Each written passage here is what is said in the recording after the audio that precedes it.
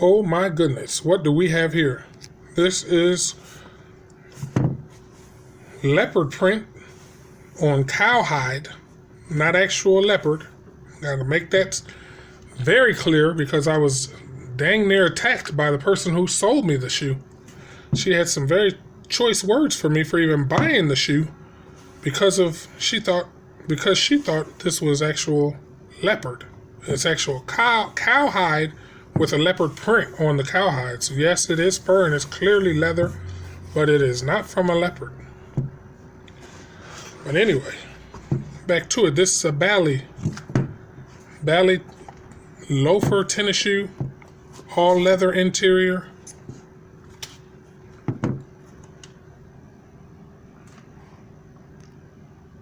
Very well done, Bally.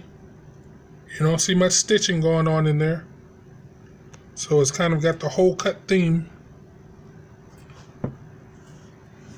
Beautiful stitching. Attention to detail, fit and finish. You even have the little elastic area for comfort, and it does serve as that. As you can see, I wear these shoes. I know there are people who believe that these shoes are to be warehoused and never actually worn. By now, you probably noticed on all these videos, you're going to see dirt on my shoes. These are tried and tested. I'm not talking about anything I haven't actually used. So far, so great with this shoe. As you can see from wearing it, there's creases that have formed. What I've noticed about this cowhide leather is it really helps to hide the wear and tear from wear. The creases here, you can hardly see it, and you definitely, absolutely cannot see it with the naked eye when you're walking by. Because I've looked down and I say, wow, these things are getting creased, but that furry leather is stopping you from seeing. It doesn't stand out as worn. So that's an awesome aspect of the shoe. And a functional purpose to the fur leather. Nice smooth leather going around. Nicely stitched. Just a well-made shoe. That's by Bally. It has a Bally logo on the bottom base. Something about white bottom shoes I really like. If it's brown, black, with a white bottom, it's pretty much going to be sold if it comes in my size. I talked earlier about, in a previous video, that it's tough for guys my size 13 and up, to find something unusual to put on your feet. So if you see guys with a size 13 and up, 14, 16, 18, 20, and you think, man, they're kind of dull, believe me, it's just extremely tough to come across something exotic or something interesting to put on your feet. Manufacturers just don't believe people with a size 13 and up want anything exotic on their feet. So whenever I find something exotic, it's almost sold without much fanfare because we're typically so hungry for something different. And that's what this is. Nice leopard print. You get a lot of crazy looks walking down the road with this. I've been walking all around Baltimore today wearing that shoe. And definitely a lot of people look and smile, keep walking.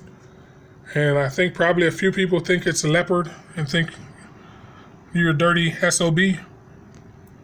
But as long as you can convince people who matter that it's not a leopard.